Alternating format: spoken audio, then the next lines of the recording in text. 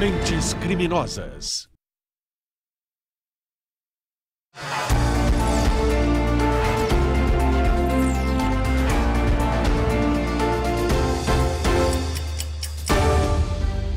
Temporal, raios e tragédia no litoral de São Paulo.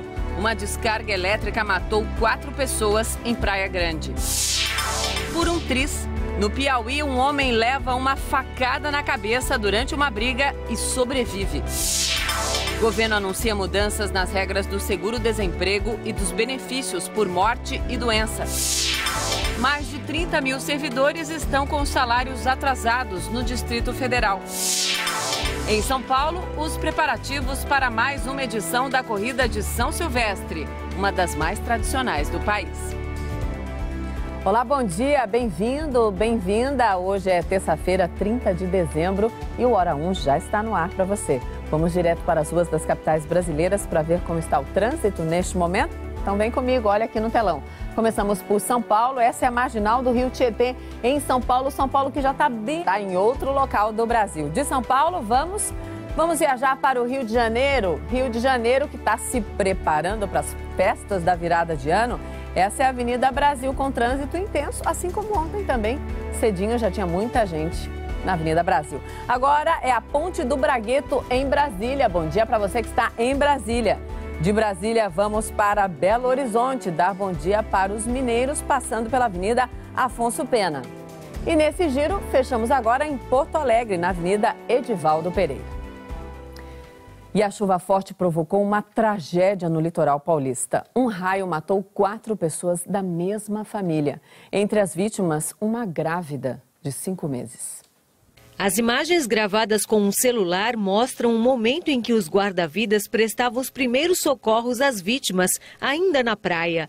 Das 8 pessoas atingidas pelo raio, 4 tiveram parada cardiorrespiratória e chegaram a ser levadas para o hospital, mas não resistiram. Todos eram da mesma família. Kátia Boareto estava grávida de 5 meses. Ela, o bebê e o marido morreram. A família de turistas da capital veio passar o fim de ano no litoral. No momento da queda do raio, a praia estava cheia de banhistas e fazia sol. O tempo virou de repente. Começou a ventania, começou a chover, todo mundo começou a sair. Aí do nada já deu aquele barulho e clareou tudo. Quer dizer, foi muito rápido? Foi, muito rápido. Tayane viu quando o raio caiu. Fez tipo um barulho e pegou no guarda-sol.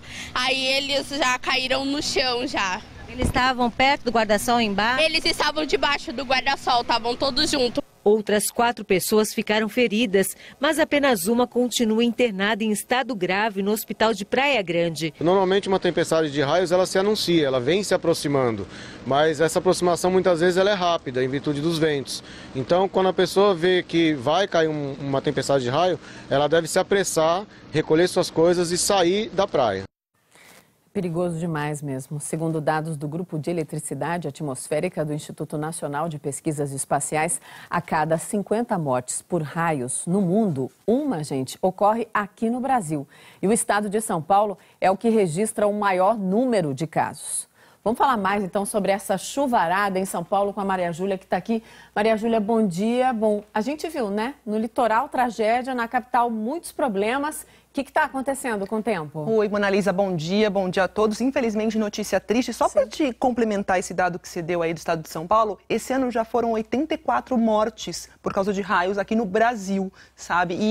Agora está aberta essa temporada de raios, que vai de outubro a março, que é a temporada de calor. E o que aconteceu, Monalisa? Por isso que tem que prestar muita atenção. Tem que prestar Começou a virar o tempo, vai embora. Tem que sair mesmo da praia. Sim. Essa virada, geralmente, os meteorologistas dizem que ocorre de uma maneira muito rápida. São nuvens específicas que elas não têm conversa. O meteorologista ontem falou isso comigo. Com essas nuvens, que são acúmulos nimbus, não tem conversa. É nuvem que vem com raio, vem muitas vezes com rajada de vento. E por isso que a gente teve esse fenômeno ontem. Então a gente vê o seguinte, tiveram áreas de instabilidades formadas pelo calor e pela alta umidade do ar, e são elas que estão provocando essas tempestades com vento muito forte, muito raio. Ontem à tarde, em São Paulo, o tempo virou rapidamente de novo e provocou transtornos. Vamos dar uma olhada. Mais um dia de chuva forte e enchente para os moradores do Jardim Pantanal, na zona leste da cidade. Durante toda a segunda-feira, os efeitos do temporal da madrugada ainda foram sentidos, com muitas áreas sem energia elétrica, semáforos desligados. A circulação de trens num trecho com 9 estações ficou interrompida das 4 da madrugada às 2 da tarde. O balanço oficial foi de 274 árvores derrubadas. Esta rua comercial importante da zona sul da cidade passou o dia e entrou pela noite com o trânsito bloqueado em um quarteirão. Por causa dessa árvore que caiu, bloqueou a entrada de um restaurante e de uma academia, que não dá para ver, mas existe ali atrás, além da própria rua. A queda da árvore também rompeu cabos de eletricidade que continuavam energizados até agora à noite. Foi o que nos disse o funcionário daquela empresa terceirizada ali. Prazo certo para a retirada desta e de muitas outras árvores que seguem caídas pela cidade, moradores têm tido dificuldades em obter. Como nesta rua, também na Zona Sul, que ainda por cima segue à luz de velas. Você fica perdido com a sua geladeira cheia de alimentos, que você vem de uma festa agora de Natal e se prepara para o Ano Novo, então o freezer está lotado. E o que eu faço com isso? 24 horas essa situação. Tudo escuro, não tem luz na rua. Nada. Em muitos casos, paros na rede elétrica. Segundo a prefeitura, das 274 árvores derrubadas, já foi possível remover 102. Muita árvore que caiu, mas todo mundo sabe que chove nessa época do ano, então tem que ter equipe extra preparar. Assim, trabalhando a mais. Claro. Eu encontrei no caminho, de novo, de casa aqui para a TV, muitas árvores pelo caminho aqui na Zona Sul, onde eu moro. Desde ontem. Sim. O trabalho vai ser pesado. E olha, Mona Lisa, só para a gente falar ainda da chuva de ontem, o mapa mostra que a semana começou com predomínio do tempo seco nessa região aqui, que é centro-leste do país. Agora, os maiores volumes de chuva foram registrados na faixa oeste do país, entre as regiões norte, olha aqui que é azul, Mona Lisa, centro-oeste e sul do país. Essa é a nossa situação de ontem. Agora, a explicação é a seguinte, a gente tem um fenômeno com aqueles nomes. É bonito, né? Essas são as direções, é isso? É bonito de ver, então, são as direções. Quer dizer que são jatos de baixos níveis. Deixa eu te explicar. Essa grande quantidade de chuva é resultado desse deslocamento do ar quente e úmido da Amazônia em direção ao sul do país. É isso que você falou, matou a charada, as direções vindo da Amazônia para o sul do país. E esse fenômeno, Mona Lisa, deve se repetir hoje. Por isso, tem chance, mais uma vez, de temporal com raios em grande parte do Amazonas, no leste do Acre, em Rondônia, no noroeste de Mato Grosso e também de Mato Grosso do Sul. E de Mato Grosso a gente vê nessas áreas aqui mais escuras. São Paulo, de novo, também com previsão aqui, todo o estado agora, dessas pancadas mais fortes. E também pode chover forte no sul de Goiás, no Triângulo Mineiro, no sul de Minas Gerais, na região serrana do Rio de Janeiro. Agora, o sol vai predominar entre nuvens do noroeste do Pará ao norte do Rio de Janeiro e aqui, mais uma vez, no extremo sul do país. Daqui a pouco eu volto com mais informações. Sim, senhora. Então a dica de hoje é, começou a chover, não dá sopa, saia e acabou. Não dá sopa, saia, não ande de bicicleta, não dê bandeira mesmo para o raio, porque essas nuvens são perigosas. Até já, Maria Até Júlia. já. Obrigada. E o governo do Distrito Federal deve quase 200 milhões de reais a cerca de 30 mil servidores. A gente está falando dessa crise já há algum tempo, né? A dívida se refere ao pagamento do 13º salário. Mesmo com a falta de dinheiro para compromissos importantes, vocês sabem o que acontece? A festa de Réveillon da Esplanada dos Ministérios foi mantida. Há 2 dias do fim do ano, o governo do Distrito Federal ainda deve quase 200 milhões de reais relativos ao 13º de cerca de 30 mil servidores concursados. São médicos, enfermeiros, professores e funcionários de diferentes secretarias. A gente vai ter que arcar com os juros do cheque especial e outras dívidas da gente, né? Funcionários terceirizados também estão com os salários atrasados, um rombo de mais de 180 milhões de reais. Apesar do atraso no pagamento dos servidores, o governador Agnello Queiroz, do PT, que está deixando o comando do Distrito Federal, decidiu manter a festa de Réveillon na Esplanada dos Ministérios. O evento este ano vai custar mais de 1.600.000 reais. A previsão inicial era de que fossem gastos 2.100.000 reais. A realização da festa, num momento de crise financeira, chegou a ser questionada na Justiça, mas uma liminar garantiu a comemoração. Tivemos uma grande economia, tanto na estrutura quanto na contratação dos cachês dos artistas, principalmente os nacionais. E não deu para derrubar essa liminar porque a Justiça está em recesso, então seria uma guerra aí de liminares. O secretário de Administração do Distrito Federal, Vilmar Lacerda, garantiu que os pagamentos dos servidores vão ser feitos até a noite de hoje.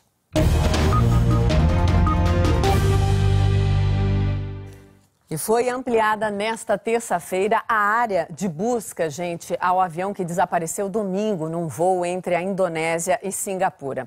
O correspondente Márcio Gomes está acompanhando tudo lá de Tóquio. Oi, Márcio, boa tarde para você. Bom, o que a gente quer saber, até agora nenhuma pista do avião, né? Que situação horrorosa.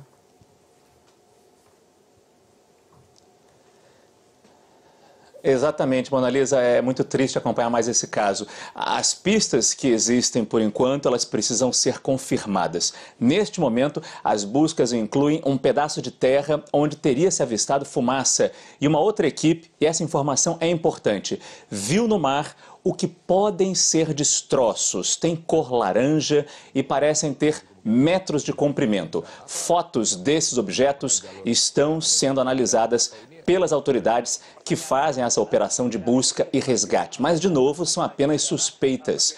As manchas de óleo encontradas por um helicóptero militar e os objetos que foram avistados ontem se mostraram apenas pistas falsas. Mais de 1.100 pessoas de diferentes países trabalham nessa operação de resgate. Os Estados Unidos enviaram um navio destroyer para ajudar.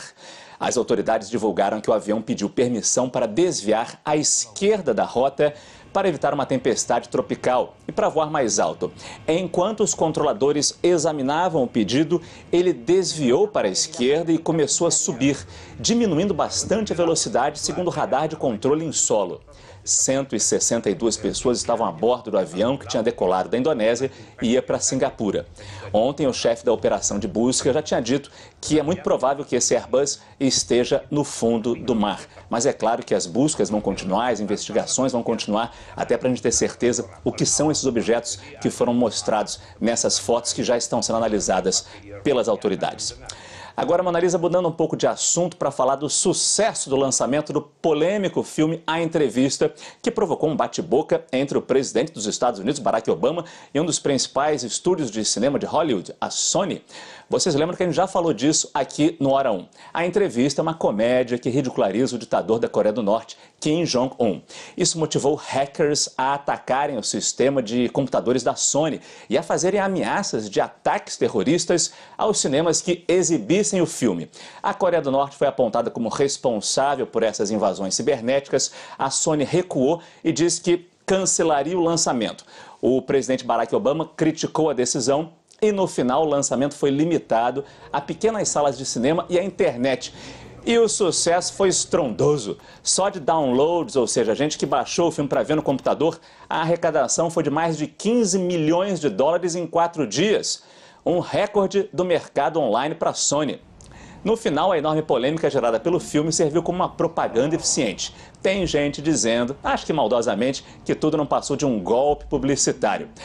Resultado é que todos ficaram curiosos. E, Mona Lisa, vou te dizer uma coisa. Se foi golpe publicitário ou não, deu certo comigo. Eu tô louco para ver esse filme, até para entender um pouco mais tanta polêmica, tanta discussão e se a reação da Coreia do Norte seria realmente tão pesada a esse ponto. Deu certo comigo também, porque eu também tô doida para ver. Aliás, se você conseguir, manda o filme para mim que a gente quer ver assim ou esperar o lançamento. Obrigada, Márcio. Bom trabalho para você aí. A gente volta a fazer essa conexão nos próximos dias. Tchau, tchau. Obrigada. Bom, gente, em Fortaleza, a polícia prendeu uma mulher suspeita de ter participado do assassinato à turista italiana Gaia Molinari. A farmacêutica Miriam França de Mello foi presa horas antes de embarcar de volta para o Rio de Janeiro. O corpo de Gaia Molinari foi encontrado no dia de Natal em Jericoacoara. A perícia constatou que a italiana foi estrangulada. Em depoimento, Miriam disse que tinha conhecido a italiana num albergue em Fortaleza e que voltou do passeio de Jericoacoara sozinha porque a amiga não apareceu na hora marcada para ir embora. A polícia ainda investiga o que motivou o crime. Em Brodowski, São Paulo, peritos confirmaram que a pintura Madonna com Jesus é uma obra de Cândido Portinari e de um colaborador que ainda não foi identificado. O afresco foi descoberto durante o trabalho de restauração da casa, onde o pintor viveu e que hoje é o Museu de Portinari. O laudo oficial vai ser divulgado hoje. Morreu aos 83 anos Hilda Maia Valentim, conhecida como Hilda Furacão. Ela vivia num asilo em Buenos Aires, na Argentina, e morreu por problemas respiratórios agravados por uma doença renal. A vida de Hilda inspirou Roberto Drummond a escrever um livro que virou minissérie na Globo. Na obra, Hilda Furacão é descrita como uma mulher bonita que larga a família e escandaliza a sociedade de Belo Horizonte ao se transformar em prostituta na década de 1950. Numa entrevista ao Fantástico, em agosto, ela deu outra explicação para o apelido. Vou chamar porque era brava, senhora. Ela era viúva do ex-jogador brasileiro Paulo Valentim, do Boca Juniors. Agora um flagrante de consumo de cocaína dentro do presídio central de Porto Alegre. O vídeo foi enviado para a reportagem do jornal Diário Gaúcho. As imagens mostram um dos presos separando a droga enquanto os outros fazem uma longa fila de espera. A gravação teria sido feita durante a noite de Natal. A RBS, afiliada da TV Globo no Rio Grande do Sul, entrou em contato com a Secretaria da Segurança Pública e com a Superintendência dos Serviços Penitenciários, responsável pela administração dos presídios gaúchos. Mas nenhuma das duas instituições quis comentar o caso. A direção do presídio também não quis falar sobre o assunto. Que coisa deprimente, né? Bom, o Presídio Central de Porto Alegre já chegou a ser classificado pela CPI, que é a Comissão Parlamentar de Inquérito do Sistema Carcerário, como a pior cadeia do país, pelo visto continua, né? Agora são 5h16 da manhã. Para você que está acordando agora, o Hora 1 já mostrou na edição de hoje. Tragédia no litoral paulista. Um raio mata 4 pessoas que estavam na praia. Entre as vítimas, uma grávida de 5 meses. Já na capital do estado, um temporal derrubou centenas de árvores e provocou alagamentos. Cerca de 30 mil servidores do Distrito Federal estão com salários atrasados. O governo promete fazer os depósitos ainda hoje. E o governador de São Paulo, Geraldo Alckmin, mandou para a Assembleia Legislativa o projeto que cria tarifa zero nos trens da CPTM, no metrô e nos ônibus da MTU para todos os estudantes de escolas públicas do estado, incluindo os alunos das universidades públicas, ETECs e FATECs. Alunos de escolas particulares que comprovarem renda de até R$ 1.550 também serão beneficiados com a tarifa zero. Para os demais passageiros, a tarifa cheia do metrô e da CPTM vai subir na terça-feira que vem, hein? Dia 6 de janeiro. Passa de R$ 3,00 para R$ 3,50. Um reajuste de 16,5%, abaixo da inflação acumulada desde o último reajuste 3 anos atrás. Vamos ver agora como está a situação do trânsito nas capitais brasileiras, começando por São Paulo. Em São Paulo, vemos a marginal do Rio Pinheiros, que está tranquilíssima nesse iniciozinho de manhã, aí perto da ponte do Morumbi. De São Paulo, vamos passear para o Rio de Janeiro. Rio de Janeiro tem tido dias muito quentes. Essa é a Avenida Brasil, no Rio de Janeiro. Bom dia, cariocas. Agora estamos em Brasília, passando pela ponte do Bragueto. Em Belo Horizonte, a Avenida Afonso Pena. Em Porto Alegre, bom dia, gaúchos, Avenida Edivaldo Pereira. E você vai ver depois do intervalo, aqui no Hora 1. Governo anuncia mudanças no seguro-desemprego e em benefícios por morte e doença. Turistas lotam Florianópolis. Está difícil encontrar vagas nos hotéis.